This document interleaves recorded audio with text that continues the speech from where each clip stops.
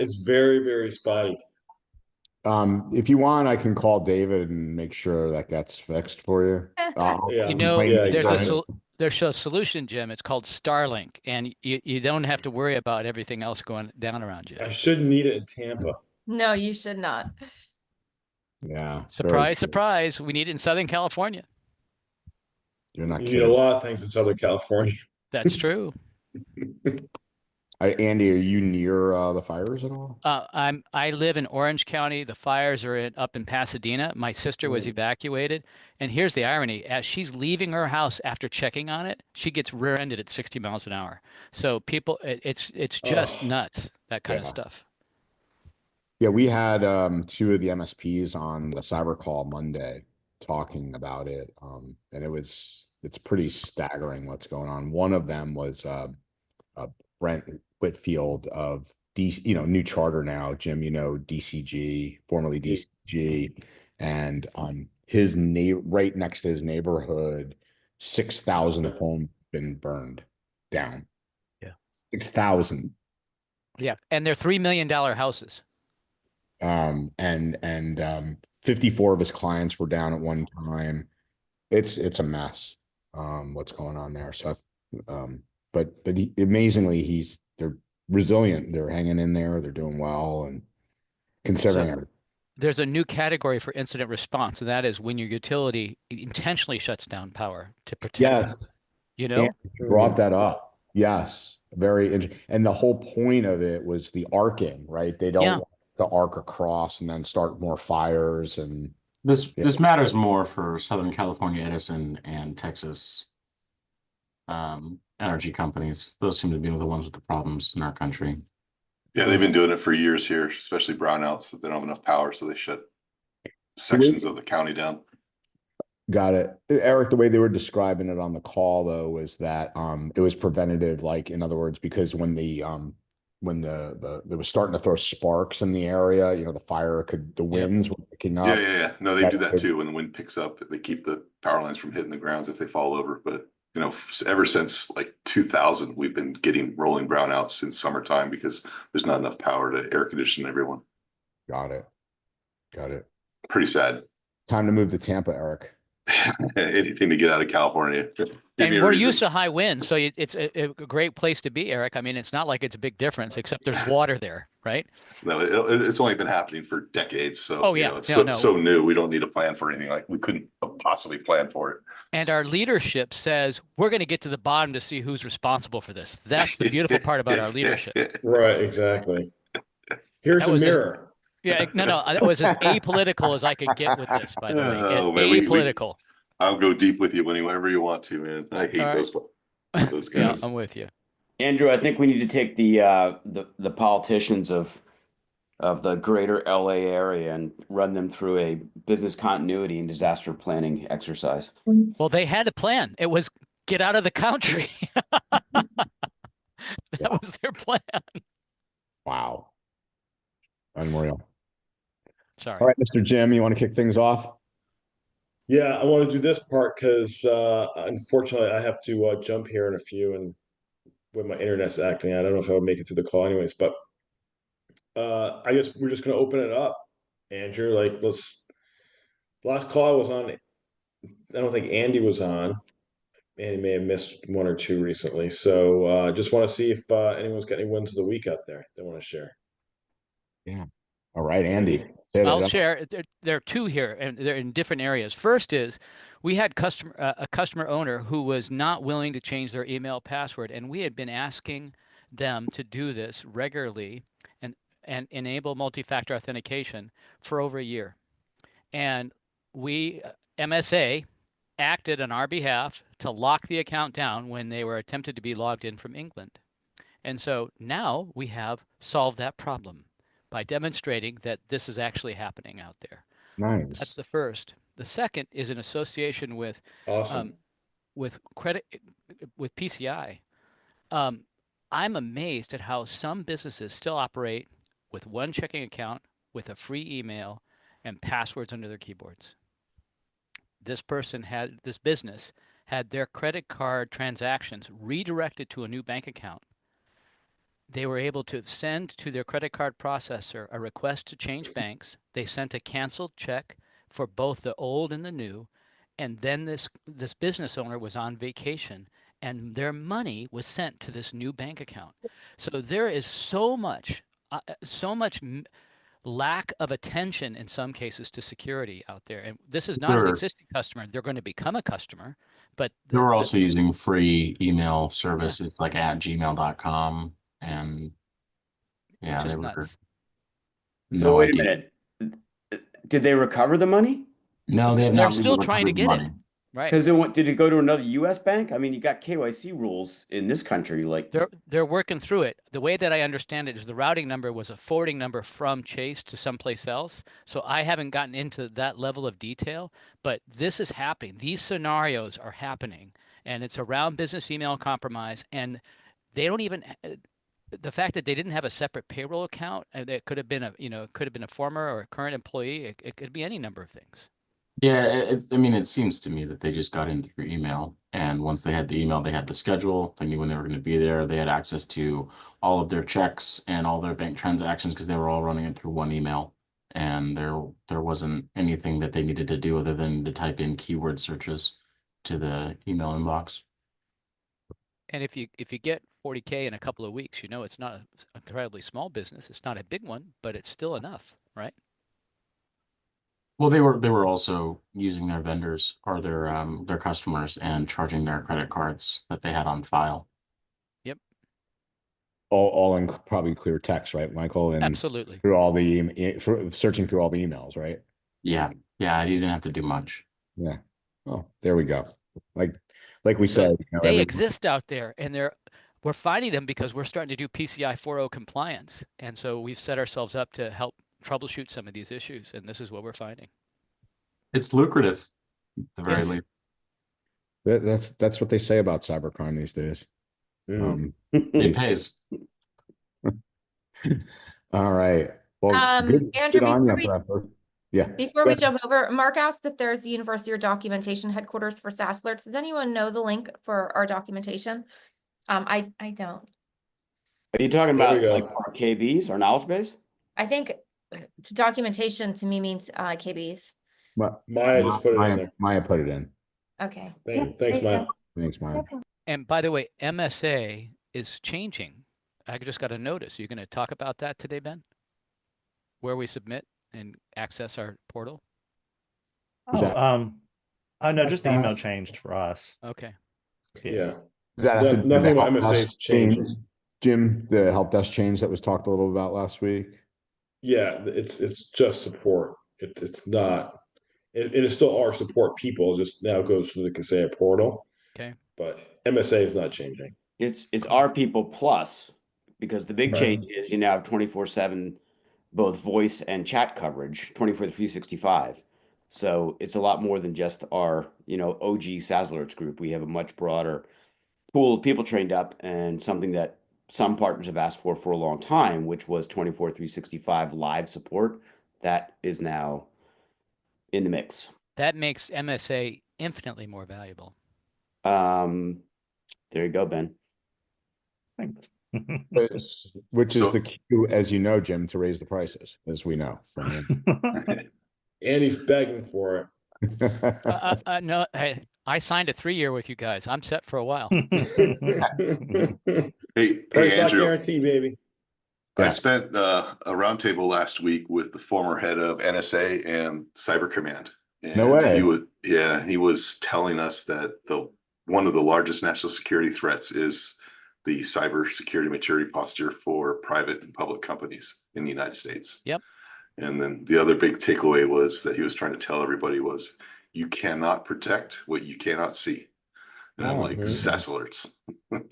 Amen. Yeah, Eric, just like, did you stand up and say, "I'm good. I got SaaS Alerts"? Actually, My SaaS is covered. I did submit some questions, but they didn't put them through, and Got it.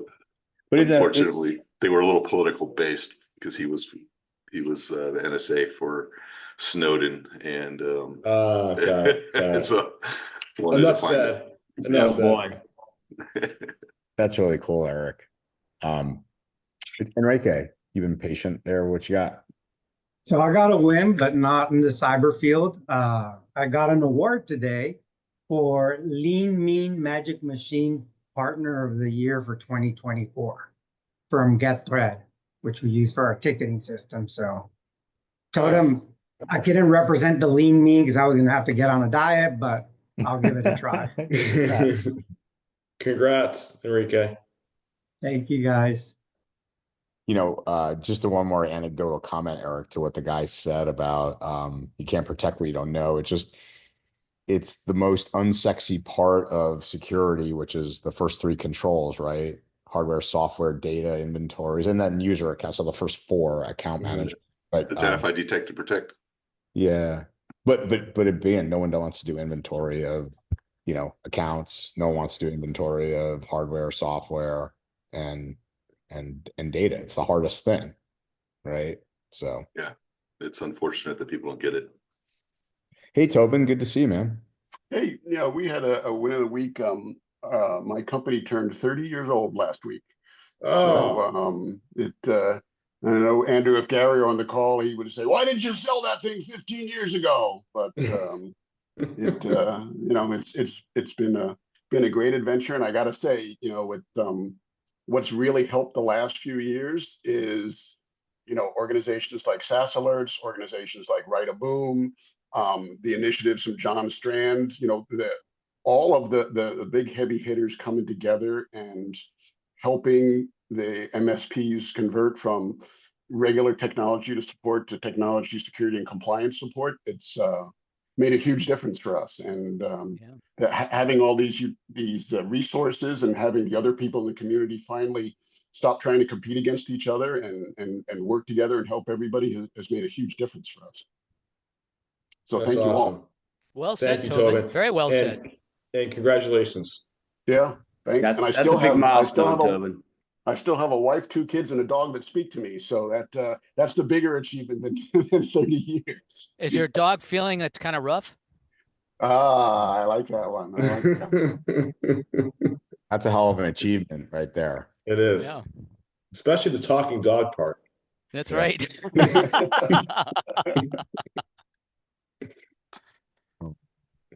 Other stuff. I want to know, Tina, did that company see the light that was getting acquired? Did they come to you yet?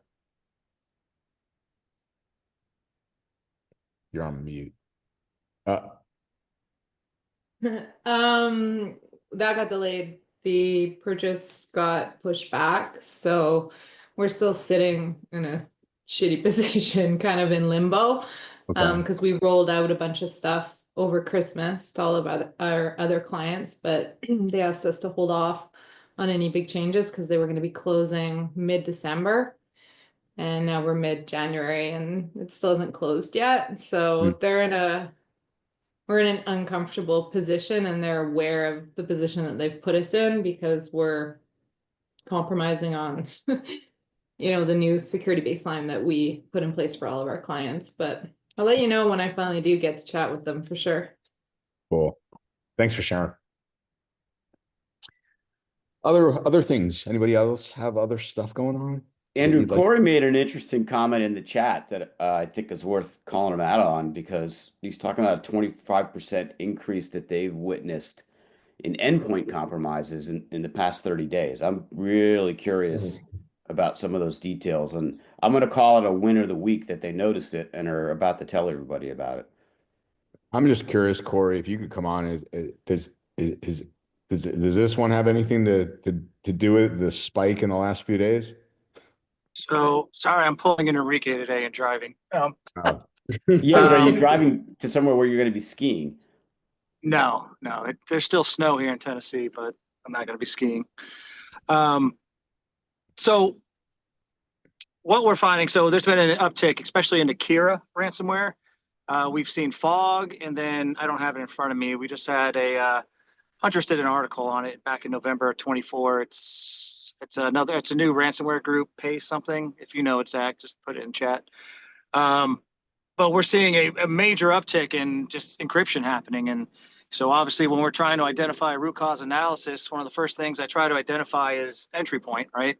And so far, all of them, literally, it's the adversaries leveraging the firewall, SSL, VPN vulnerabilities. So whether it's Sonic Wall, Fortinet, WatchGuard, Palo Alto, right? And this is why companies are starting to, firewall companies, including ours, are starting to move away from that SSL VPN because of the large amount of vulnerabilities and starting to leverage newer technologies like ZTNA. But now, for what it's worth, all of these compromises that they leverage these vulnerabilities, the VPN users did not have MFA enabled. Oh, of course. So it's just right on in.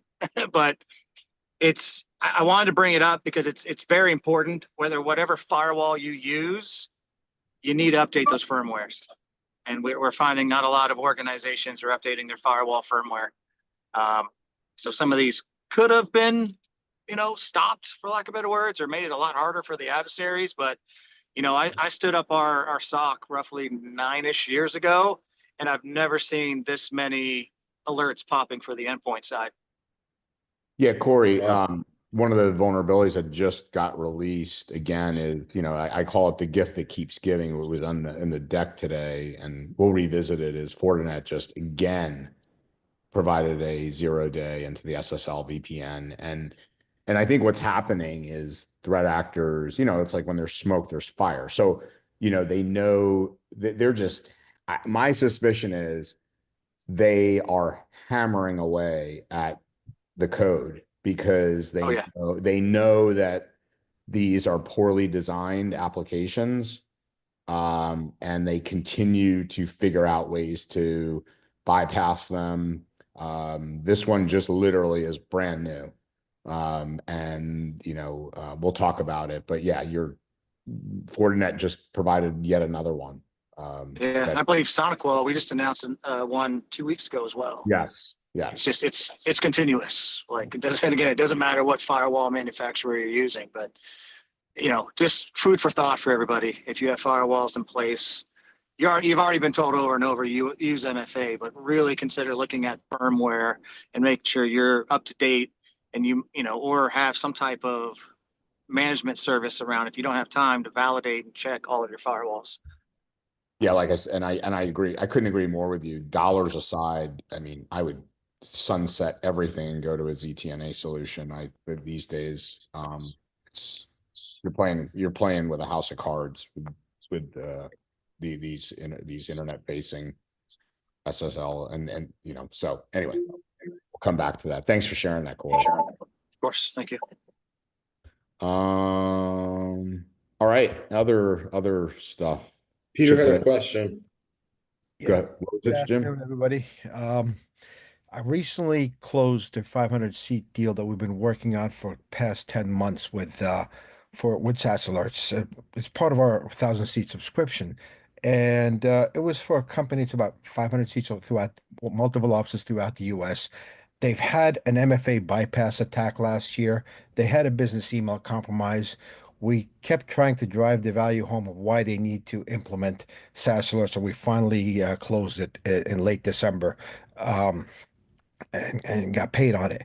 Now what we're trying to do with my colleague and I is trying to sell them on the value of why they need to do continuous risk assessments. And I get it, you need to expose your blind spots, you need to find where your supply chain risk, if your vendors, your top 3 vendors are not secure, can they disrupt your business? But more importantly, the question I'm trying to get to is, how do we sell them on purely business side? What benefit is it to their business? How can it add to their bottom line? I'm trying to come up with at least 3 bullet points just for a one-pager to present to them.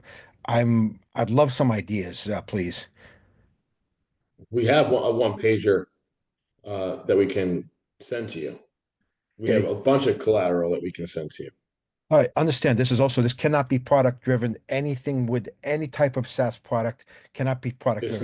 It's not. It's generic. We call it Microsoft Security Plus, or the Microsoft Security Plus plan. Yeah, I can send some stuff over that are non-branded. Yes, please.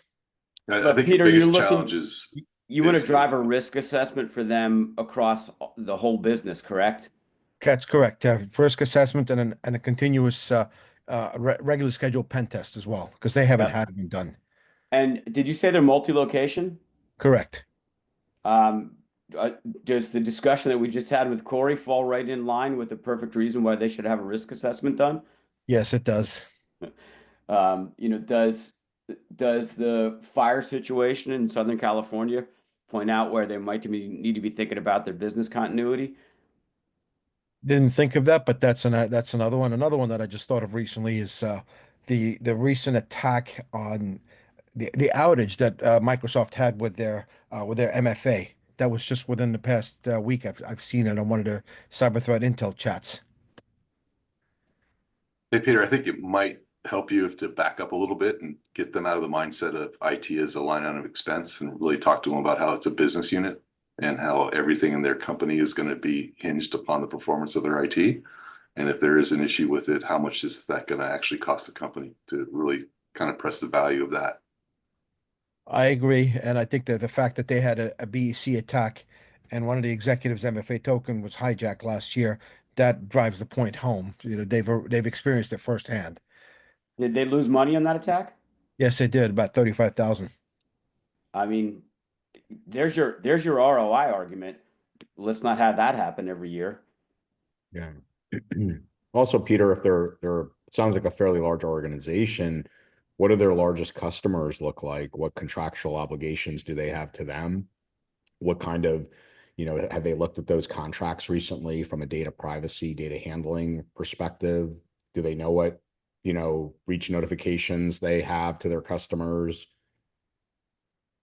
That's what we're trying to get into, evaluate, because I also want to bring in they don't have a CISO, that I want to bring in a vCISO to them that's independent from us. That's fair. I'm just suggesting business reasons that have they done those things? That you don't have to have a VC to ask those questions. Ask them, do they know the answers to those things? I haven't gotten those answers yet. No. Yeah. Well, there you go. That's my point being a great reason to have an assessment done. Yeah.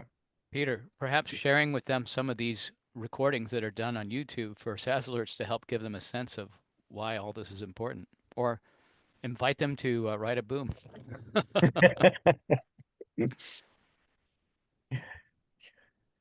I'm contemplating whether I'm going to come out to Write a Boom this year or not. I've really cut back on the number of conferences I attended in the past year.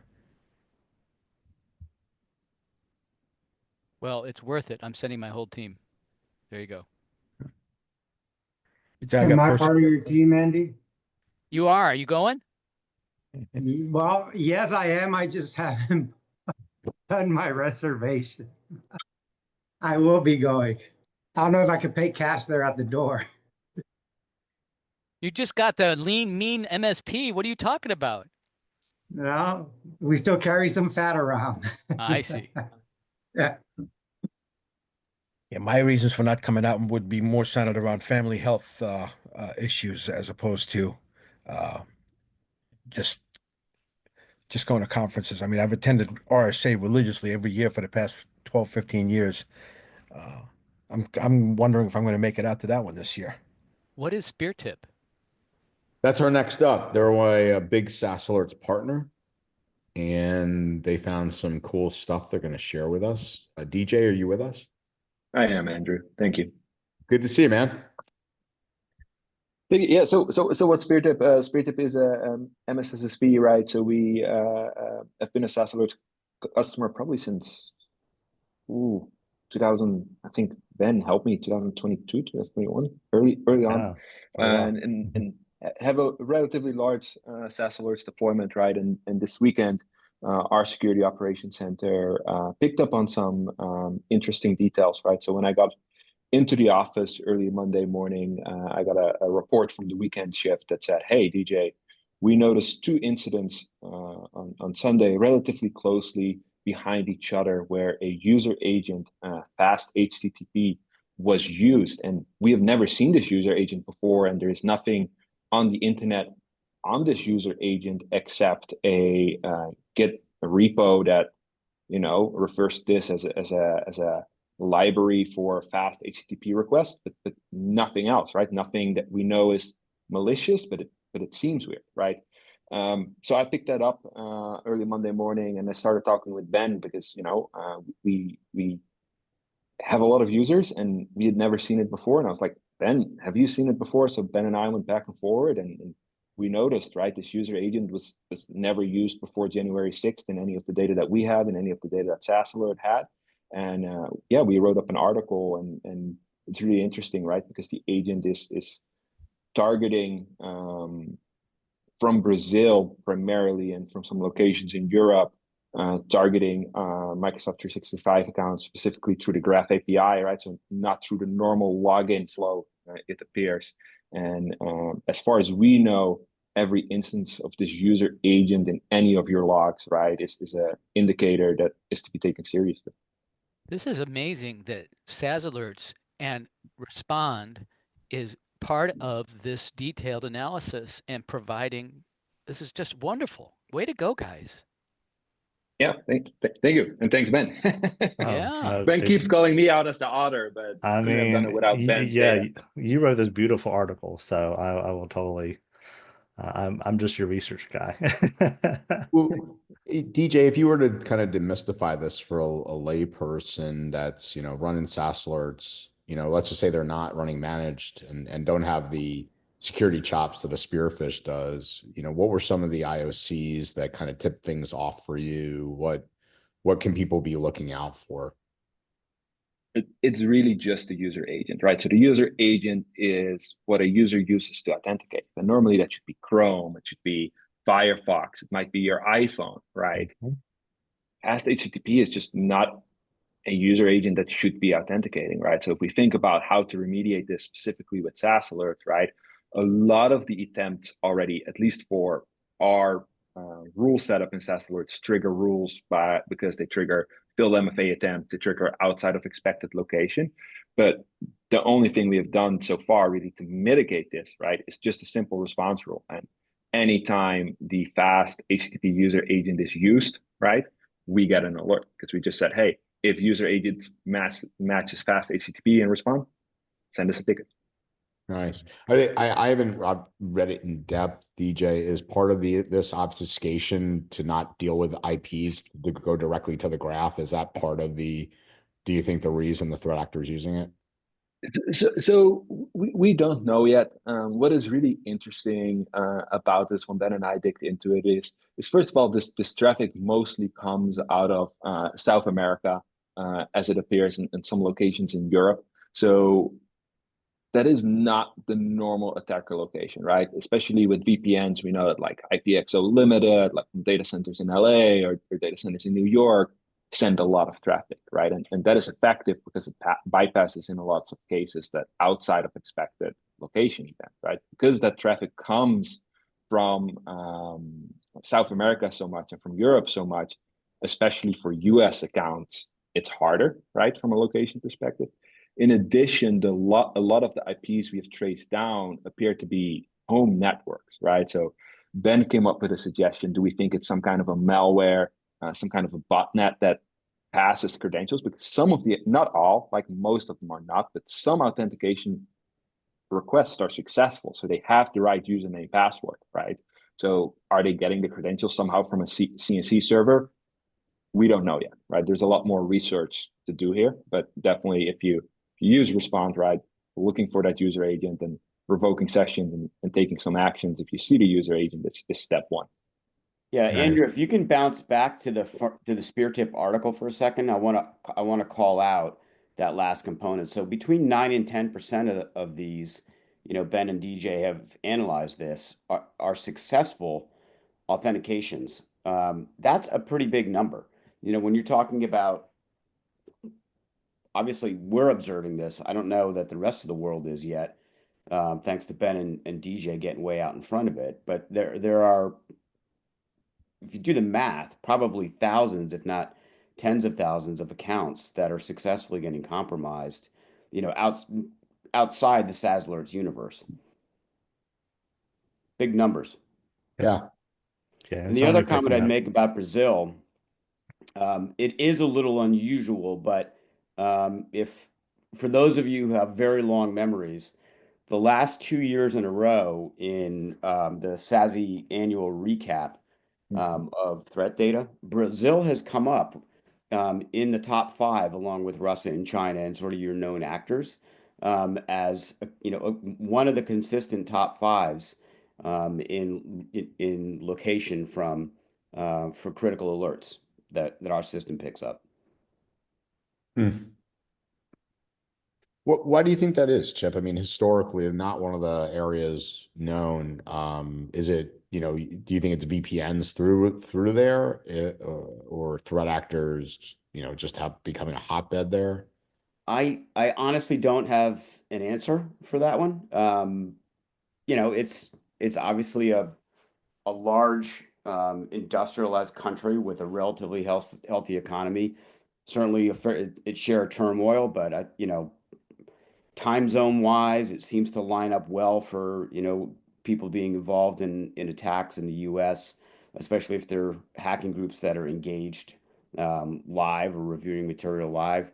I don't have a solid answer for that. We've talked about this internally in the past and we've been questioned about it when we've brought the annual report forward. People ask, well, what's up with Brazil? And the answer is they've been there, consistently now for a couple of years in the top 5. So they're worthy of being considered, one of the world leaders in terms of geographic location from which attacks are being launched. They're holding a grudge for being underestimated for so long. So, Chip, a couple things out of this. One, this call is evolving from how to use SaaS alerts to how to be a better MSSP. Second thing is that you guys with SpearTip here are really helping us head off and potentially have a leg up in talking to people about why we are uniquely better qualified with our use of SaaS alerts to earn their security business. Thank you. Yeah, this is really well. By the way, DJ, that report's really well done. Yes. Congrats. Thank you, guys. Yeah, no, it's always, I don't know, the weird thing, right? Like, especially working in MSSP, so we don't do any IT work, right? We just do security. The weird thing is usually when we get really excited, because I was really excited on Monday morning, it means bad things are going on, right? It's just what gives me a lot of endorphins. But yeah, no, it was a really interesting catch and really based on 2 detections made, right? So the SOC only needed 2 detections based on the user agent that said, hey, something weird is happening, and it's now really starting to take off with other people posting about it, other security firms posted about it. So awareness is spreading, and that is for us really important, right? Because while we have an incident response branch, I rather not use the incident response branch. I rather catch it proactively. Yeah. Nice. That's what community is all about, DJ. You and Ben, I know, collaborate a lot. The rest of the group maybe doesn't know that, but you guys do a wonderful job together. So, and we appreciate you sharing this with the community and helping get the word out. Yeah, of course. Second that. Great job. Yes. All right, Chip, now is the fun time for us. I'm going to start off with something you shared with me. Let me just get man, do we have a bunch of them this week, Chip? Yeah. Here we go. I like the Super Patch Tuesday with the most patches for Microsoft in like 5 years. Okay. Chip, this one, I'll set the stage for you. Like, I mean, we think a lot about, phishing and social engineering, preying on, people that aren't aware or aren't technology savvy. This one caught your eye because, again, it's, a generation that would seemingly be a little bit more cognizant of scamming, right? People that are, especially someone that's involved with, crypto, then they're probably going to be a little more computer savvy, etc. You want to talk about this one a little? I thought. Yeah, I mean, so if anyone's been following along, maybe the past 3 or 4 months, these are coming up more and more often, things that Andrew and I kick around during the week. We've gotten in this completely ad hoc habit of texting each other back and forth with articles that we find. So I sent this to Andrew in response kind of to a different article that he sent me, which in that article, it was implied that the most vulnerable targets are middle-aged and older people. And I think that's an interesting generalization. But literally the next article I read after reading through Andrew's text was this about a guy in his 20s who got crypto scammed through somebody texting him and telling him that he had a problem and needed to call. And he went up and called and followed all the instructions they gave him about what he needed to do to secure his account. And lo and behold, loses all of his Bitcoin.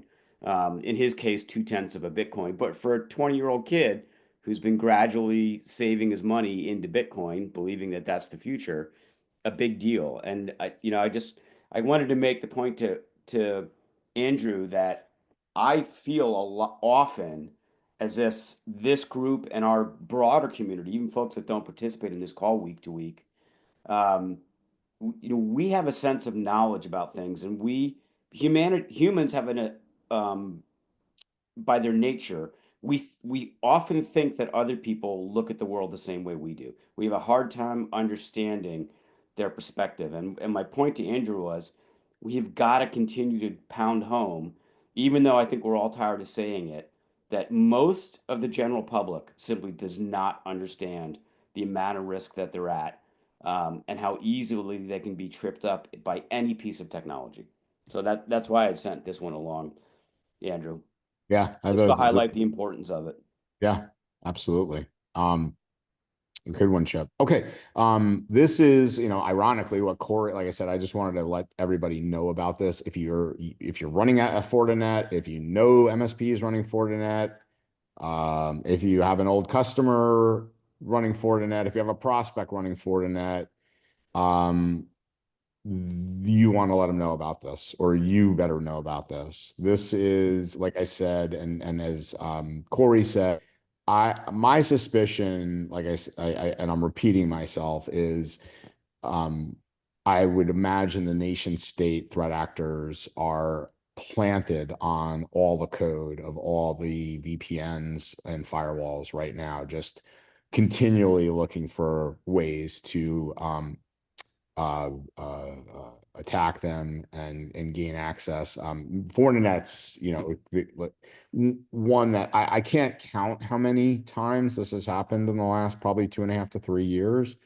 But here we are again, where, you have the ability, not only what Ben said, through tools like Shodan, this is not hard. When this gets released, this is just literally a race against time, right, Ben? It's which threat actors have automated scanning on internet-facing devices, looking for every device that has this fingerprinting, and it's being attacked. That's how easy this is. This is not this is not hard at all. And why I implore anybody running VPNs through firewalls to shut them down, and any type of web interface that's internet facing for the firewall, shut it down. You are asking to get hit these days. So that is that one. Any comments or thoughts on this? And they go on to, basically, where do they say here? Yeah, like basically the net of this, Chip, is expect mass exploitation of this. There's no fix right now. This is a race of, can you shut it down fast enough before someone gets in? Yeah, I mean, the other comment I'd make, maybe backtracking to Peter's question earlier, like how do we explain this to customers, especially if you have somebody that's co-managed. We've talked a lot, Andrew, about how the hacking community is now a business, right? And if we were running a business, what would I be telling my team to do? I'd say, you guys want to get every single small office, home office firewall in the world cataloged, and we want to have a database of all of them, so that every time there's a new exploit that comes bubbling up through the black hat community, or we read about or discover some other way, we know exactly where they are. We're just going to hit our database and say, okay, I want all the Fortinets, go run. go run this piece. And that's how it works. It isn't random. And I think that, explaining that to customers who are reluctant to spend the money to lock down or change, or, oh, we've been doing this SSL VPN thing forever. We don't want to deal with ZTNA. It's a pain in the ass. Our users aren't going to like it, blah, blah, blah, blah. All the same arguments we've gotten around MFA and everything else. Just reinforcing to them that, this is no longer an accident. It's not like somebody is floating down the great stream of the internet and all of a sudden notices, a house on the side of the river that's interesting to them. It's all cataloged and ready to go. So, just keep pounding the point. Yep. Yeah, it's a highly structured business. Like they are as well organized as any organization there are. As we know, there's initial access brokers, there's there's exfiltrators, like there's an entire ecosystem. Everybody's got their role. So all right, Chip, in line with, I think you passed me that one on Reddit and I passed you this one back. This is one that I found really interesting because this plays on how you'll get something like a confirmation, like, hey, a dentist appointment, or you've got an appointment at you're getting your oil change. What's the typical thing that they might do, Ben? You'll get a text and they'll say, what, confirm with you'll be there, or a restaurant, right? Open table, right? You have this reservation, Mr. Jones. Are you going to be there? Give us a 1 or 2, or a Y or an N, right? So this exploit is very much in line with this behavior. And what they do is they basically will send text with it's a smishing campaign where they'll provide this message about, hey, this link has been disabled, etc. And Apple by default, if you have an unknown sender, anything coming through is automatically like dubbed as not untrustworthy. And what this is getting people to do is go, oh no, I want that message, which basically disables the unknown senders and now allows these links to be live, and people go click on them, and lo and behold, now we have an attack. So I thought this one was somewhat, again, clever in that a very familiar, thing that people, again, this is what threat actors, let me see if I can just enlarge this for everybody. But right, Chip, I mean, this is what threat actors are playing off of, is this is familiar to me. Oh, that's, yeah, right. And in the reading in the article, like even seemingly mature people, internet savvy people fell for it. Enrique, you have your hand up. So yesterday, we can't stress this enough, not even to customers, just to friends and family. We had a customer's or an employee's iPhone in a customer site got picked up by our checkpoint firewall, letting us know it was infected with a CNC. So we shut it down immediately. Then we installed Lookout on there, which is what we use internally for phone protection.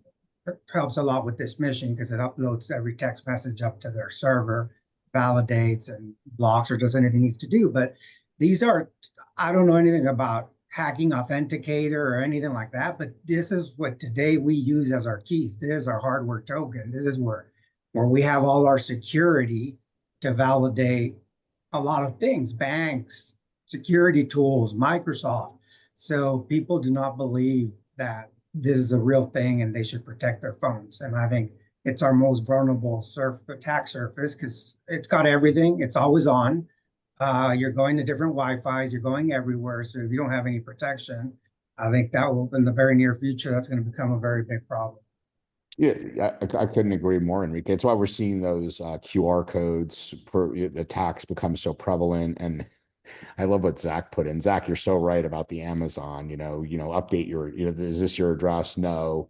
It's so seemingly easy, Chip, to get somebody to to do something, right? And like that young guy on Reddit called Binance, quote unquote. I still can't believe that. Yeah. Amazing. You know, it still falls under the category of social engineering, Andrew. It's taking people that they have a specific comfort zone around doing the same, reacting to the same stimulus. You get a text message that has a link that tells you to do something. You know, you've done it for so long and it's never caused harm that you just react to it and go ahead and do it and follow it without being critical. And you know, the world just doesn't work that way anymore. And again, I'm gonna keep reinforcing the theme. We all get it, and the people who are probably an arm's length from each of us get it because all of us are constantly badgering about it. But most people don't get it, and we just have to really keep pushing and pushing and pushing to spread that message. Yeah, well, you just summed it up what it said right here. Literally, this is the summation that you just said. Let me just check. Go ahead, Andy. I just wanted to say, we're also assuming that the people who possess a business owner's phone would be the business owner at the time. I have a grandchild who loves to play with the iPhone, and it's quite possible that they would accidentally click on something because they don't know any better. And so that's the other part of this, is it's not just social engineering. Who has access to the phone, and how do you protect it from innocence, right? But not knowing what's happening. Mm-hmm. Good stuff. Yeah, good point. You buy your grandchild their own iPad. I get you, but you know, they always want what mommy or daddy has. There you go. This is the wrong title, but yeah. And how about this one, Shep? This Oh, plugin. great. We're safe and yeah. secure. Yeah. Think about how AI is going to change this too. Yeah. Have you guys seen this one? This was pretty amazing, Chip, that so since 2008, this plugin has been going on, right? And finally they figured out that these cyber operations and espionage have been going on, right? Yeah, well, there's a couple of interesting things about this article. And maybe we should post the link of this whole article for people to read it. Here's the two things that really, really jumped out at me. Read that headline. FBI deletes Chinese PlugX malware from thousands of US computers. It doesn't say from thousands of US government computers. Or FBI computers, because who do they have access to? Their computers. FBI deleted this from private sector computers on behalf of the users. They just went and did it. Yeah. Yeah. You guys got to read this article. It's mind-boggling. And it's kind of like, you know, people in our cybersecurity protection infrastructure, and obviously there's lots of different branches of that in the US government. You know, this article seems to imply that that folks in the FBI have been observing this going on. A piece of malware that's been around since 2008, still existing on bunches of computers that are causing them to be participating in parts of botnets and, you know, raising other havoc. Somebody just kind of shrugged their shoulders and went, we're just going to take care of this. Yeah.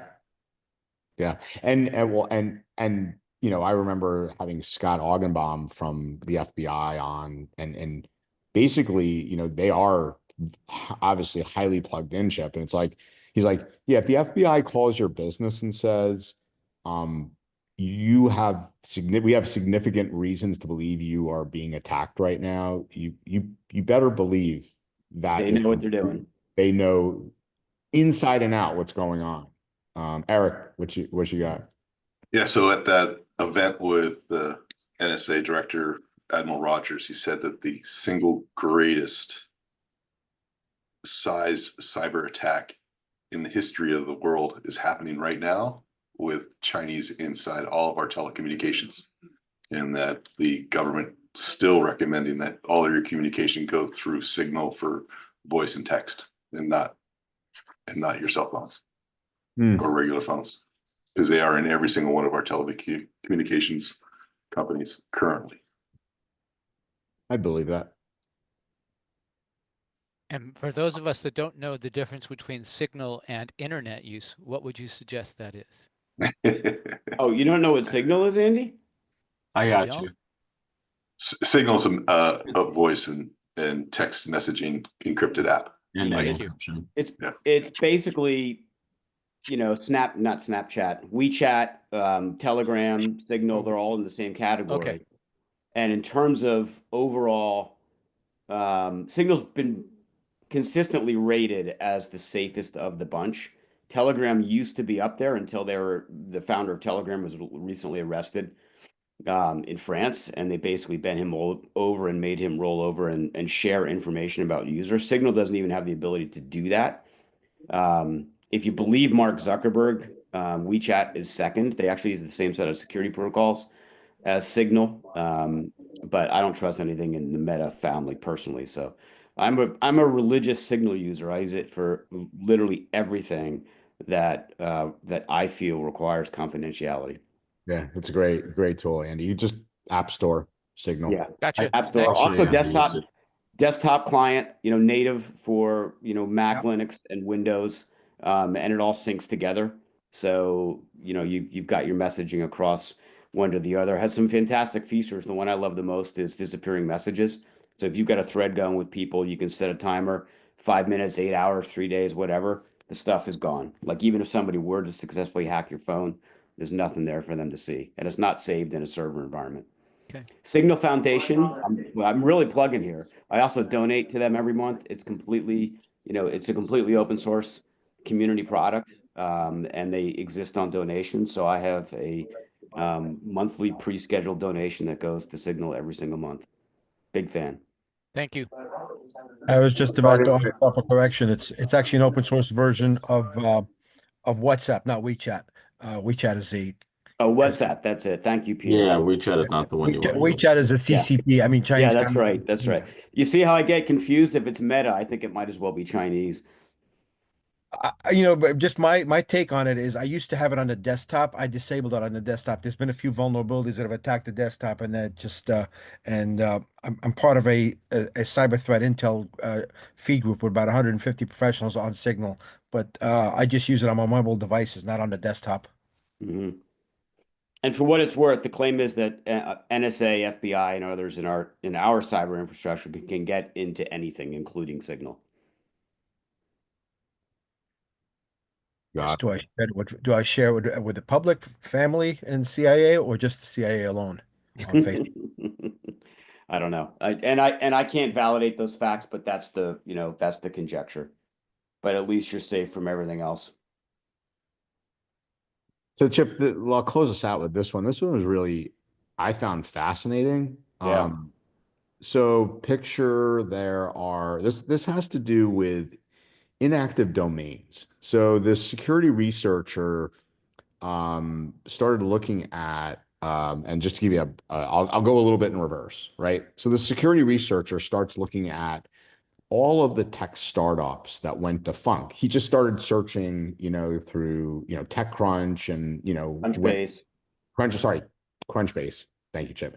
Found all these defunct domains and started using, it's a great article. I'll share it with you a bit, but in essence, Chip started using tools like Slack and all these other ones to authenticate into these domains. And what he found was, and I could bring up he puts an architecture slide of how he did it, but it allowed authentication through OAuth, and he was able to look at all the former employee data in these companies. So whatever they might be running, HR platforms and things of that nature, he was able to get in and access that data. He let Google know about it. He opened up basically a, bounty hunters. Bounty hunter. They initially shut it down and said it's working as it should be. He then presented this at ShmooCon, one of the ShmooCons, and he resubmitted it, and then they actually paid him and acknowledged it was a problem. It's still open at this point. And he's still able to get all this information. So again, just interesting how these big organizations like Google and Microsoft initially, were like, oh, it's working as is. Yeah, I had a lot of questions about this one, Andrew, after you sent it over and read through it. One of which is, he must have been very, very specific about looking at Crunchbase about companies that recently went belly up. So, to break this down into super simple terms, he looks at sillysas.com, right? Somebody, had a startup going, they had 15, 20 people working there. They went belly up. He just takes a guess and says, well, I'm going to grab that domain and I'm going to go set up Google Workspace with that domain. And I'm going to use accounts. I'm just going to create some accounts like, Robert Jones, R Jones at sillysas.com. And then I'm going to go and try and log into Slack. And he did this enough times that he would successfully log into Slack or other services that are commonly used by businesses, Zoom, and other things. And there sitting waiting for him is all the activity from that company. So the first thing that comes to my mind is, well, I guess they're pretty recently defunct or they had a very long Slack contract because they didn't pay their bill. Why isn't somebody going out the door and canceling the Slack subscription or Zoom or whatever else? Like there's so many things here that are unknown. I just thought it was incredibly clever of a researcher to say to himself, I wonder if I could just use OAuth by claiming someone's old domain and just log into services that are sitting out there, completely naked, believing that they're still legitimately being used by a company and they don't exist anymore. Like first principles thinking being applied to hacking. What a crazy, crazy, crazy scenario. And Yeah. to round it out, Google did eventually respond to him and say, you kind of have a point here. We're going to look at it. Yeah. Good stuff. Thanks for that, Chip. All right. Another week in the books. Thanks for everybody. Again, DJ, fantastic work, Ben, as well. Great wins for you all, and have a fantastic week. Look forward to seeing you all next Thursday. Bye, guys. Bye, everyone. Stay safe. Adios.